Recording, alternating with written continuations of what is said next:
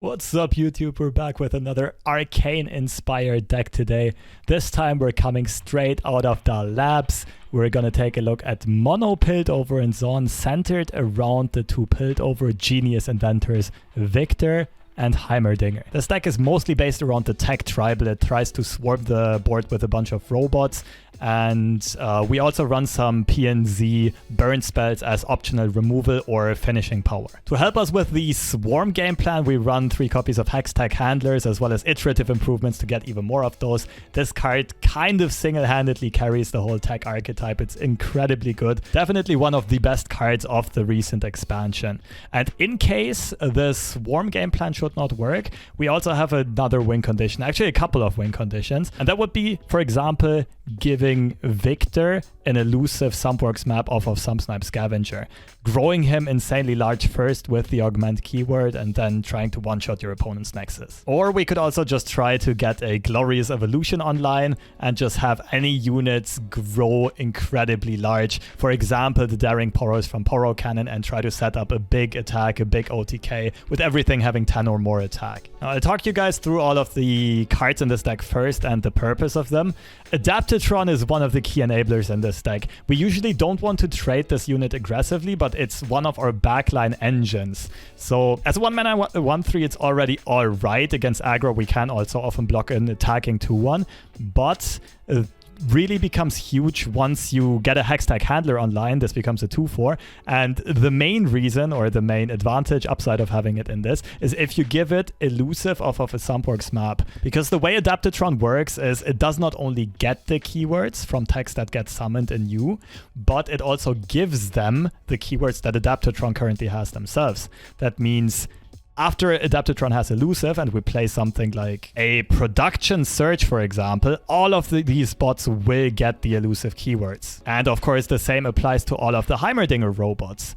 And ideally, all of these are also going to be buffed by the Hextech handler, or in the late game, we already have a glorious evolution online. So any unit we play will then share keywords with Adaptatron and ideally get stuff like elusive, quick attack, tough overwhelm. So production search is another one of the very key cards in this deck, and especially against slower matchup, we'll very often want this in the starting hand, and we'll go skip turn 1, skip turn 2, and on turn 3 we play this for 6 mana right away. Not only because it gives us a bunch of text, but that immediately enables Hextech handler. Ideally, we then play Hextech handler on turn 4, and on turn 5 either drop a Heimerdinger or iterate another handler or play another handler, and we already have a massive bot army. Besides that, we play ballistic bots, mainly as an enabler for stuff like Poro Cannon and Get Excited giving it discard fodder, but of course the ignitions are also nice and cheap generated cards to level Viktor, or to get the finishing touch into a game, or to push some early chip damage, or to generate Heimerdinger turrets. Just lots of uses there.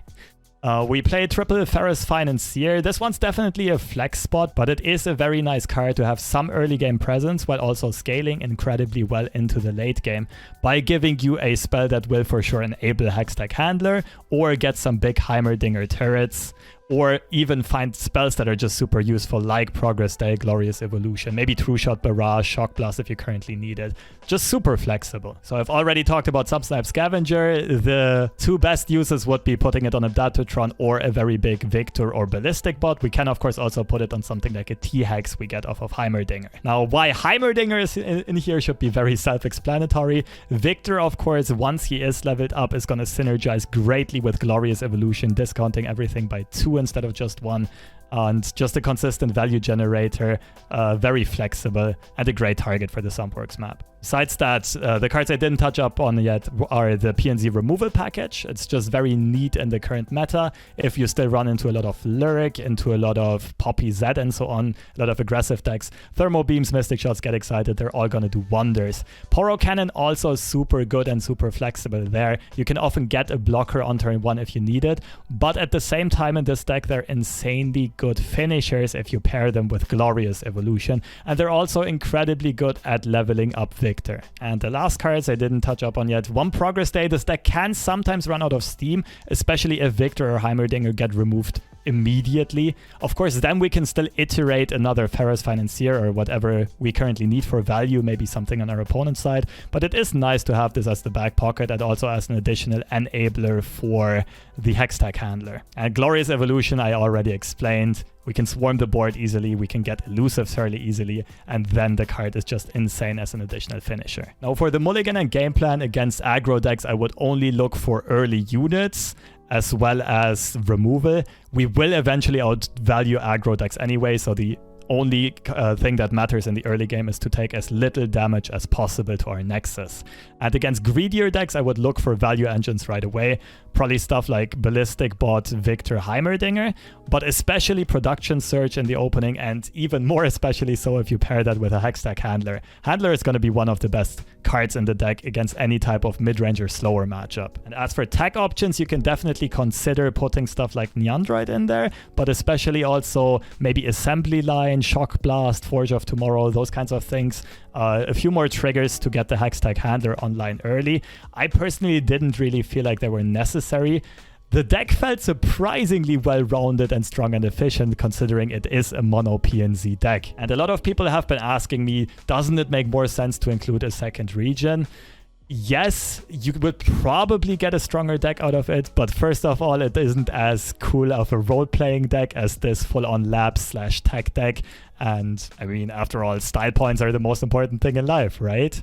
But the other downside is just at some point you can't play Sumpsnipe Scavenger anymore because your allegiance odds are too bad, and then we don't have that super sweet combo with the Adaptatron or the Viktor. And to show you guys how this deck can be played and how it can succeed, here are a bunch of gameplay examples.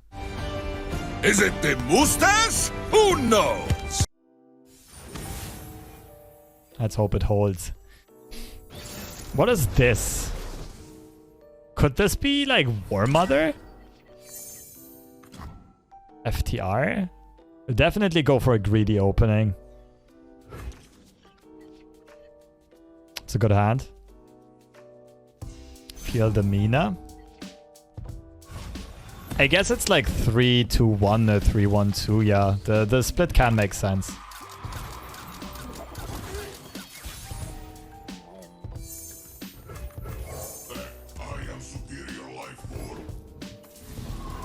Freezes are really annoying against us.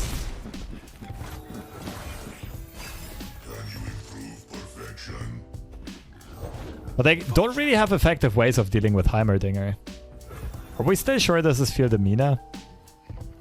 Starting to have some doubts. Ignition into Thermo Beam looks really good.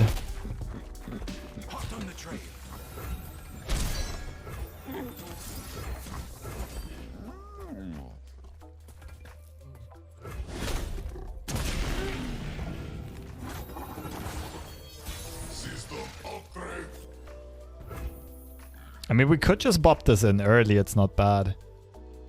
We could also go Ignition. Next turn we play Heimer. Maybe an Ignition, and then on turn 6 we already progress day for a T-Hex. Enable Handler. I like that line, actually. And then we can still Sumpworks map the T-Hex later on.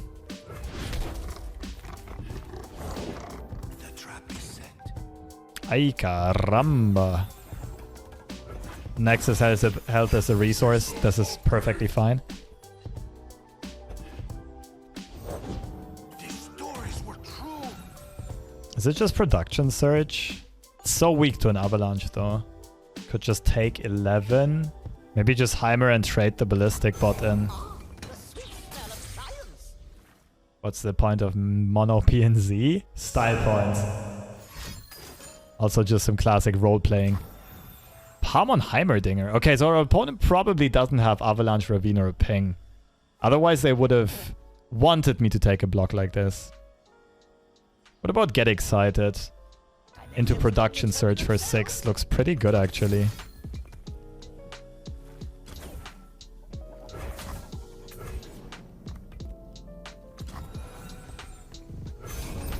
The idea here just being that I need to use the initiative right now to get a bunch of blockers on the board and not get overrun.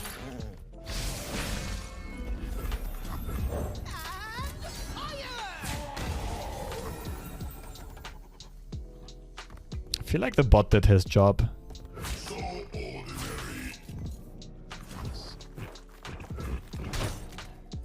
Troll Chant would have been insane for my opponent, but I'm not sure if the list runs Troll Chant at all.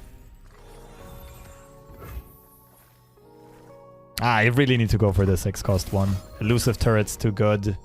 Enabling Hextech handler is too good.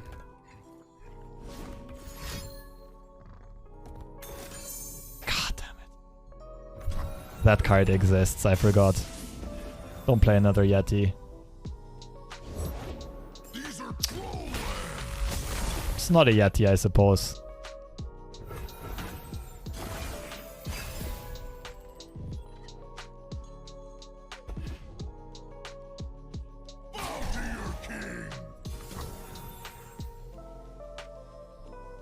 I mean, there's no way I'm blocking, right?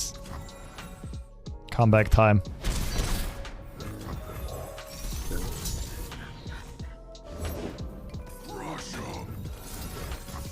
We'll just, like, we could chump block the Yetis for days with the Heimerdinger staying on the board. All we need to make sure is to not take overwhelm damage. That to Ravine shards. Yeah, but remember we had that soft read earlier on that our opponent probably has neither Ravine nor shards.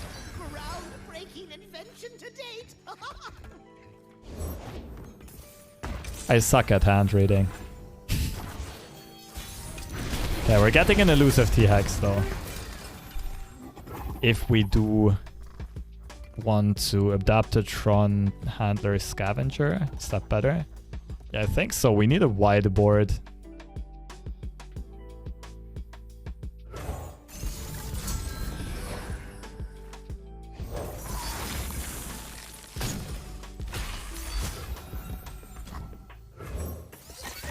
I mean, if our opponent doesn't have an overwhelm, I think we're chilling.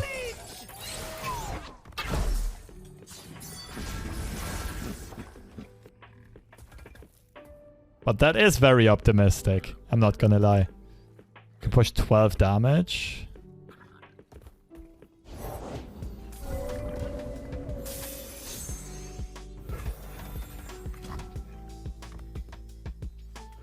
It's not broken, just needs a little love.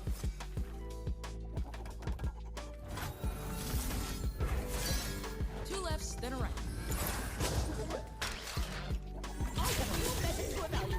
Wait, you're a 2-3. Holy swambolies. This is closer to lethal than I would have thought. But we can't really... We don't have the mana to draw into like double progress day.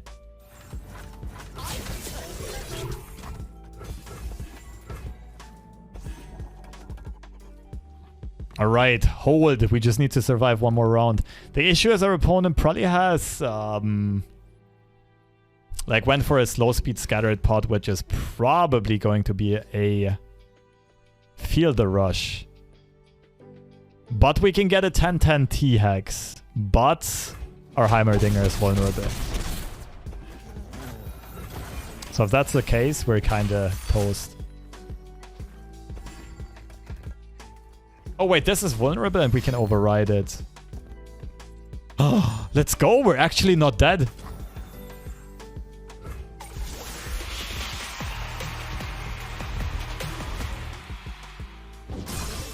Oh no, don't get...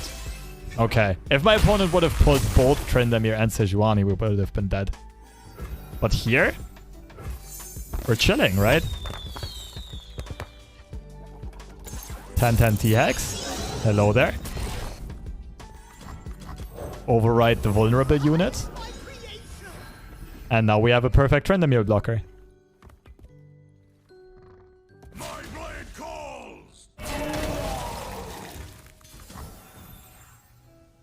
I mean, I think we only need this guy to survive.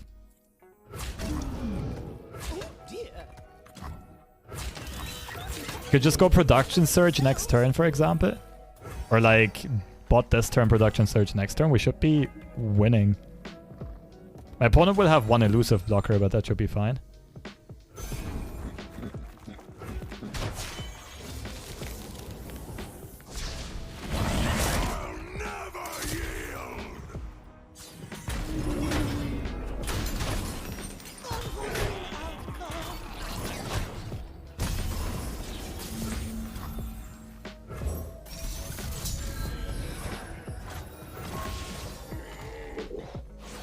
Going for that 1/6 mana production surge to get the elusive was actually completely game breaking. I think we just slam it. We could go Heimerdinger into production surge. Is there any way to play around deny? Financiers, not really. Like, we're not surviving another attack no matter what we do. I think we just go for Minah. No, but even if we are up against Minah, this should be the best. Because if I play Heimer, all three get kicked, they lose elusive. I don't think I can play around stuff anymore at this point. We're like back against the walls and just have to hope for the best. Have to hope to get a lot of bots here. That's not enough. If they have Minah, we lose. We really needed a 4th bot. And any 4th bot would have been fine. Ah, damn it.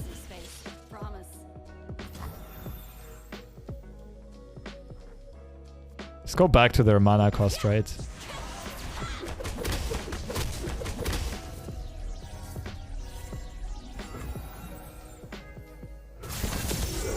We can find a Mystic Shot, I suppose. Ah, so close. So close, yet so far. Mystic Shot or get excited.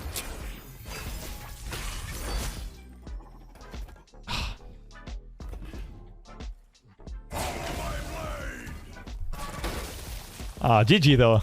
Game was a banger.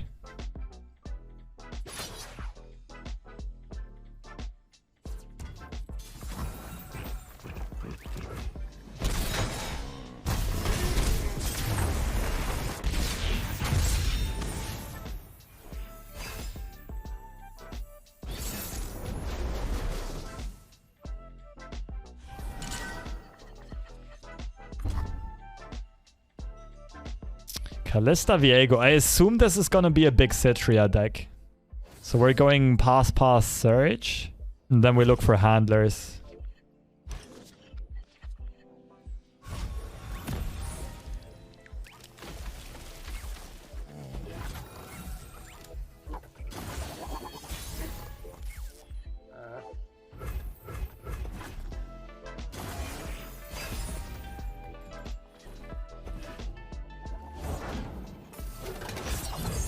Let the mist consume you. I don't think that deck runs pings. Giving this elusive is straight up nasty.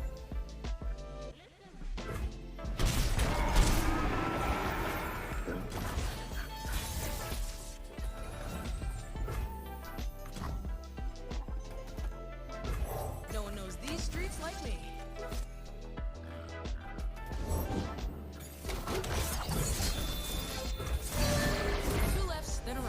The good thing here is that even a sharp side block is not good for my opponent. We still get the value trade. Yeah, definitely a Citria deck.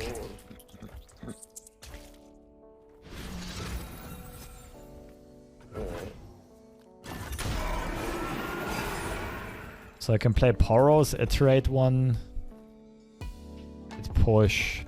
9 damage on the next attack. Double Mystic Shots. Almost burn lethal. The deck is hella cool. Yeah, it's got a lot of swagger, I'm not gonna lie. I mean, we gotta try to outrace our opponent. There's no... Yes! We just go balls deep, right? I mean, the other line is Shock Blast and what I said earlier. Play 2 Poros, iterate the 3rd, Shock Blast, and then on my opponent's attack, double Mystic Shot. But I think this is too cool to not take it. We just go for the balls deep line here, take 13 to the face, because Nexus Health is just another resource. Or Viego doesn't swing, I suppose. Pedal to the metal. Let's do this.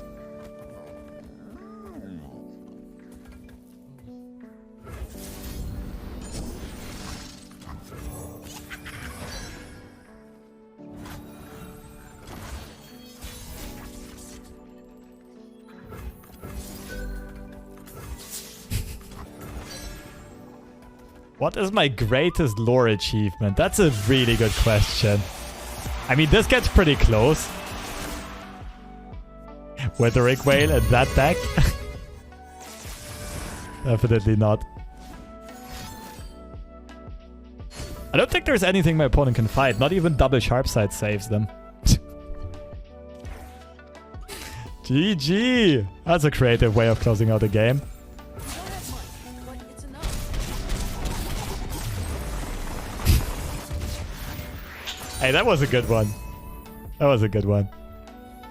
No, but to get back to your question, honestly, I think it was... Oh, it's really hard to say. My greatest lore achievement. I think it was just being considered the best player worldwide for quite a while. But it kind of shifted. I came into this game purely with competitive aspirations. And after doing so for a couple of months and after kind of being at the top of the game, I kind of realized that it's not really worth all the time and the effort and the grind because it also becomes kind of laborious. And when my focus shifted to content creation, I mean, it might be a bigger accomplishment to have turned like a childhood dream into a job. Like that might actually be my biggest accomplishment in lore. And at the same time, like not only doing that, but also feeling like you also do something for other people. Whether it's just entertainment or helping them out with improving and reaching their own personal goals in this game. Or whether it's some like community work, some charity event, charity tournaments that I played and so on.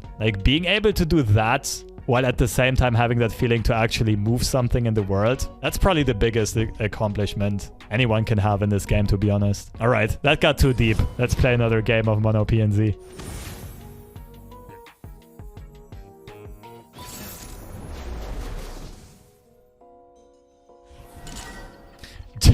What the hell is this? I don't know how fast my opponent's deck will be. Like these three are such a good... You know what? We'll just go full greed. We'll just go full greed. This is too good to not take it. We'll just find a production surge and everything's gonna be good. We have Allegiance in this deck? Of course we do. Why else would we be playing Mono PnZ? Let's get real here.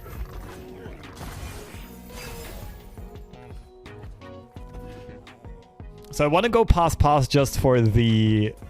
Like, in case I draw a production surge in one of the two draws. I think I'll still go pass here. Oh, I don't really want to play the handler though before. Like, it's gonna be very easy to remove from my opponent. I'll just Hollywood rope for a bit and then pass and hope my opponent also passes back. Their deck is probably stacked with removal. But if my opponent plays like a Buru Sentinel or a Carnivoran Soldier, it gets really awkward for me. Because then I think I need to play Adaptatron double Ferros, but I don't really have anything I want to discard. It's cool that you can now build a competitive Mono PnZ. That's true. I'm pretty sure this list is not even fully refined and it can still hang. Can probably even climb a bit, although slowly. It's an awesome day for progress.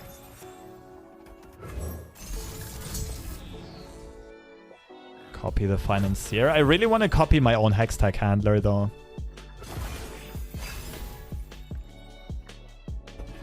Deck might need some more 6+ cost cards to proc handler. Yes and no. The thing is we can be... Like, Thermo Beam and Production Surge can easily be 6+ cost cards. So they're situational, but technically we already run 6 copies there. Then Financier, 9 copies of 6+ cost cards. And then we main deck 3. And technically also Heimerdinger's Progress Day, although that also goes towards the very inconsistent side.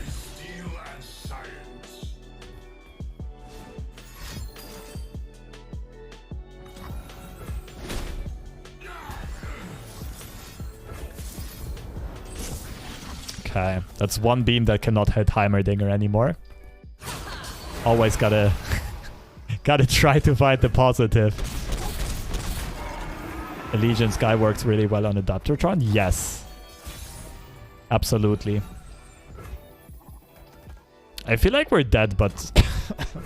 Then again, there's no way I'm not playing Heimerdinger here. I might just have to iterate. Oh, come on. Come the frick on.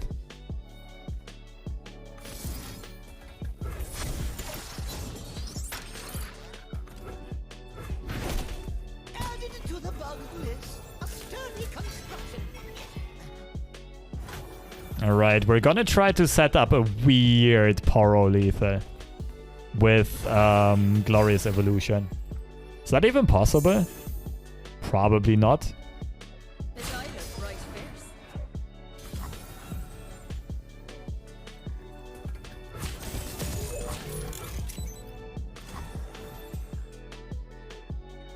Let's see, Ballistic Bot Financier. Next turn, Glorious Evolution, Poro Ignition. It's not really close to lethal, but we would have a wide board. I think we want to take the blocks.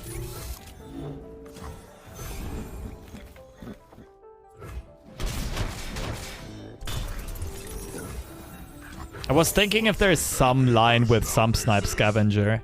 But like, if we would have had the attack token on turn 8, it would have worked. Because then this turn I could play the map on Adaptatron, then Glorious Evolution, everything becomes attack. And everything I play will get fearsome. Will get elusive, right? Like, Progress Day looks tempting, I know, but I think it's this because of Ledros and so on. I'm your man. And technically, we don't need more cards in hand than we currently have with Adaptatron. Wait, as soon as I play the Poros, Adaptatron is gonna share elusive anyway. And the combos in this deck are kind of hot. I'm just now starting to find them out.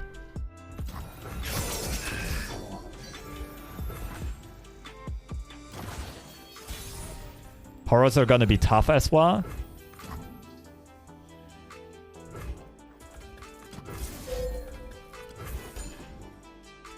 No ignition, unfortunately, means that we push quite a lot less damage. Ignition would have been 1, 2, 3, 4 damage worth. I don't know, I feel like this is quite winnable, to be honest. As long as this little guy survives, you can try to carry just like in the last game, the Field of Minah game. What if we did the same package but put in Shellfolk? Then we would just be boring. I'm not even sure if it would be good, but it surely would be boring.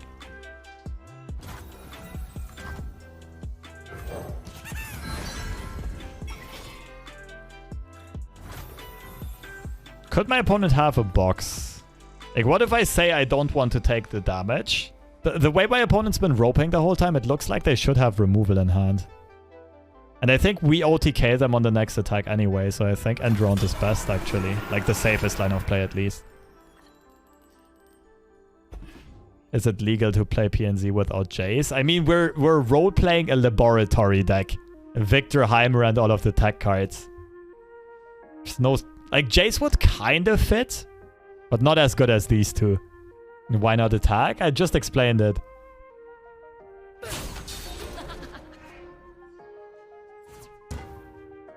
I just need this guy to stay alive. The rest doesn't really matter. Why Allegion's not ambushed? The sorry. The permanent permanent buff here is really, really nice.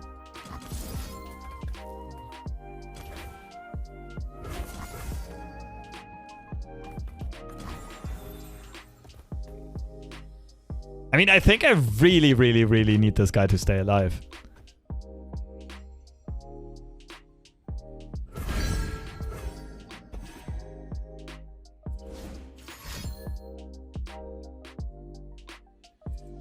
Ooh, okay, that's a punish. Maybe this Poro is gonna have to carry us. I mean, we have a Scavenger as well.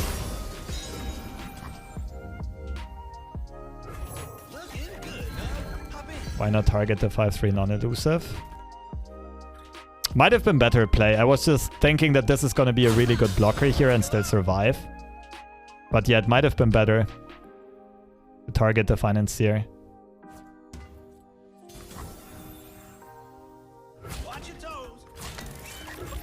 I mean, 4 HP is gonna have to suffice, right? I really need this little guy to stay alive.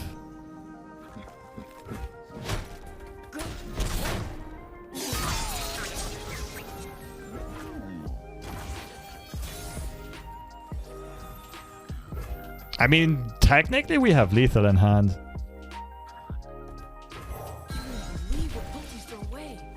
Yeah, the question is how many answers does my opponent have?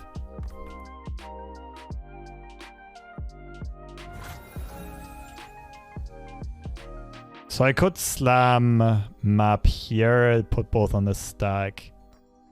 Production surge. Okay, I could go action by action. Burn, burn, surge. Then play the map. Could be better.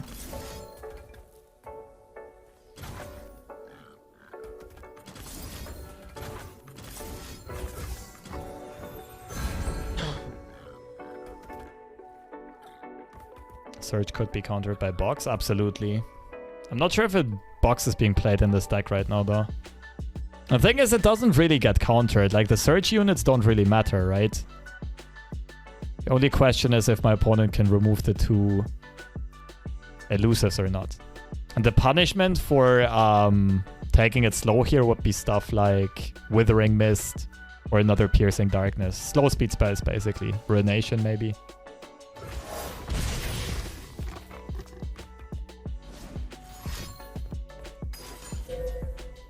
Rip.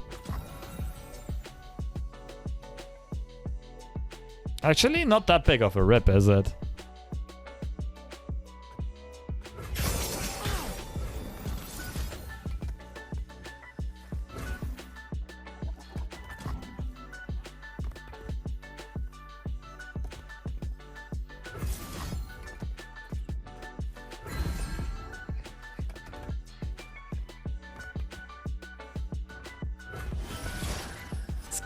Well, let's go! I mean, we're not quite there yet, though. But even if this dies, we're technically in Get Excited range. The question is, how much removal does our opponent have? How much healing do they have for next turn? It's fine. If they don't have healing, now we win.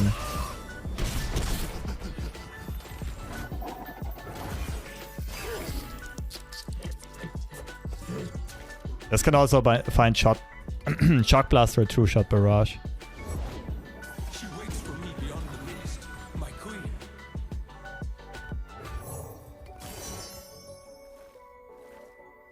I mean, on average, this is gonna be the best. It's an awesome day for progress. Can a spirit fight to the death? Thinking I'll learn soon. Whew, alright.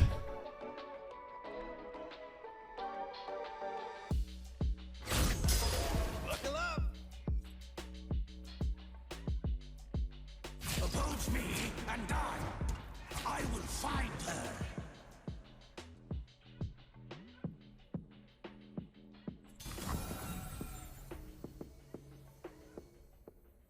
I hate traffic.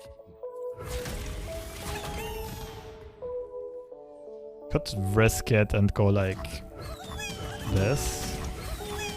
Watch your toes.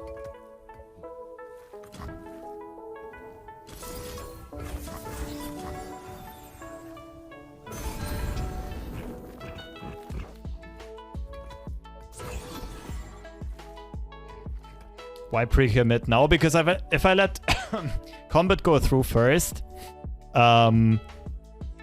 my opponent can beat my Get Excited with a single Mystic Shot in their hand. Now the worst that can happen is my opponent has removal plus healing here.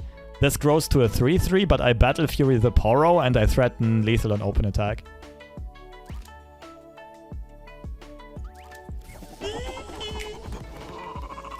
The Poro carried after all, as well as the turret roll. GG. Atro would be worse. Yeah, but we're not really beating Atro. I don't think we can win against Atrocity.